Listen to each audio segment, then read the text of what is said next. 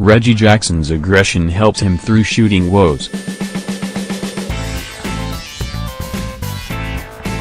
It's not the same Reggie Jackson. It's not the familiar pick-and-roll with Andre Drummond, nor the familiar clutch shot making in the fourth quarter. One thing it is, baffling.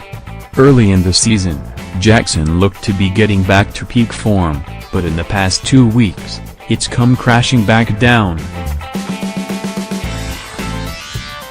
In the first 25 games, he scored in double figures 23 times, but finished with a season-low 2 points against the Boston Celtics on December 10 and had a stretch of 3 single-digit scoring outings in a span of 6 games. In that span, he's shooting 33% from the field, 19% on three-pointers and posting just 9.4 points in 4. That's not Reggie Jackson at all. Matched with Tobias Harris' recent struggles, it's a big reason why the Pistons, 18-14, are keeping their heads above water after a big start to the season. More Christmas, a bittersweet day for Pistons Bradley. Jackson redeemed himself with aggressiveness in Friday's win over the New York Knicks, but only went 3 of 12 from the field and split a pair of free throws late. Other than his shooting, I thought Reggie played really well and made really good plays, Coach Stan Van Gundy told reporters Sunday. He had a tough shooting night and Tobias got both going.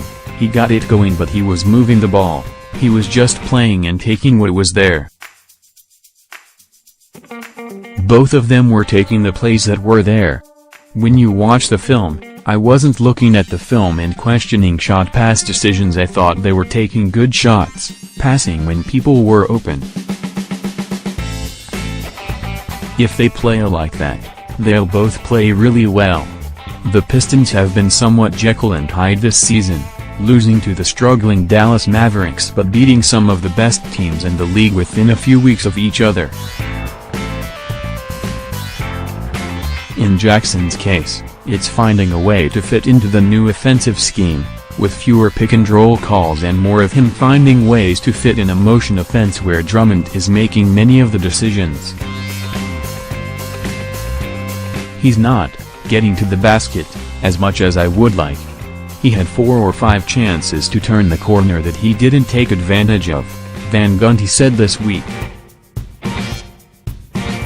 Reggie is at his best when he's in attack mode and taking his jump shot as they present himself.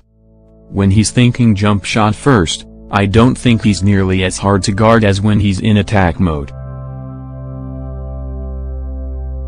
As they near the midway point of the season, the Pistons' schedule features some quirks, such as being done with playing the Warriors and Timberwolves, and this week will be done with the Pacers and Spurs, all before they play the division rival Chicago Bulls even once.